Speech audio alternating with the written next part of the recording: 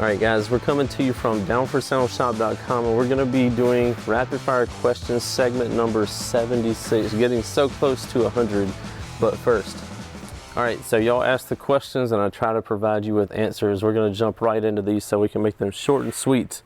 First person we have is 289 Rockstar. Says, hey JP, I'll be running almost 6,000 watts total, have a Mecman 400, D3400 and 2 XP3000s. Is it better to do 3 individual runs of power wire to each battery from the alternator or wire them together?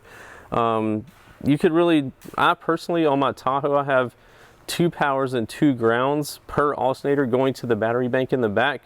Some say that's really overkill, but that's just the way that I do it. I always want to have more electrical than needed. Like, I'd rather be on the fence or the side of the fence of having too much electrical than not having enough. But in the end, it's all going to be connected together anyway in the back once you tie them together. So but that's the way that I do it. But so we'll just go with that.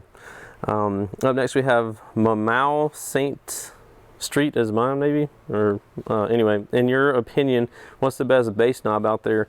I like our subwoofer bass knob, the subwoofer V2. It has a voltage readout on it, and it's really simple, it's nice, fits in your hand, and it's shaped like a subwoofer. So how cool is that? And since we ordered more this time, we got a better price on them. They're only 49 bucks now. So for a nice RCA input style bass knob, it's a great way to go. Up next we have Poops McGee 2595. I just purchased 2 Resilient Sound 15s, 1000 watts RMS. Will my JP23 version 2 push them pretty good? Stock 130 amp alternator, big 3 and extra AGM battery, please. Sorry, PS, I know I'll need to upgrade my electrical to get the full V2 performance because I dropped to mid 12s on voltage and I currently have 410s. Yes, to answer your question, I had to go back to see what the question was. Will my JP23 version 2 push them pretty good? Yes, it should push them perfectly fine. You should be getting over RMS power on those easily. So I think it'll be a great matchup for those subwoofers that you have. And next up we have Noel Gosel. What are the differences between the JP84 and the Minimax 1004? So the difference between these 2 amplifiers, I mean, the biggest thing is going to be the size. Once you start getting into smaller casings, sometimes you can run into heat dissipation issues. So obviously having a smaller case is harder for that to dissipate heat as well as a larger case. So the JP84, if you don't have space issues, I would definitely suggest going with the JP84 because, and you also have the Tiffany style RCA connections.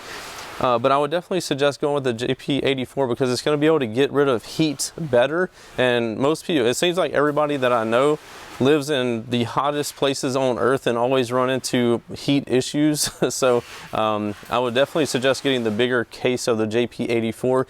But if you are in a hot climate on either one of the amps, it would be good to put a external fan on it to help out with the cooling off of those amplifiers. And up next we have Skittle Scott. What amplifier would you recommend for 2 Sundown Audio UV212s dual 2 ohm voice coils? I can get half ohm or 2 ohm final impedance. Hands down, I would get a JP63. Make sure you have adequate electrical and get the half ohm warranty option when purchasing it, and you would be hammering those subs. It would be awesome. Or if you want it to brand match, get the Sundown Audio Salt 6 to go on those. Another great selection. All right, guys, appreciate you joining me in another frequently asked questions segment. If you have any questions for me, ask them below in the comments section and I'll try to answer them for you. If not, don't forget about the Down for Sound difference. Guaranteed lowest prices, fastest shipping, best customer service. And we have a ton of different financing options on the website under the financing tab. So be sure to check that out as well. See you in the next one. Later. What's happening, guys? If y'all enjoyed all the hot content that you saw in that video, be sure to follow me on YouTube, Facebook, TikTok, Instagram under the Life of Price, and also Down for Sound Shop on Facebook and Instagram. And don't forget Snapchat. I'm JPD4S on there, so be sure to check me out there. We'll see you in the next one. Later.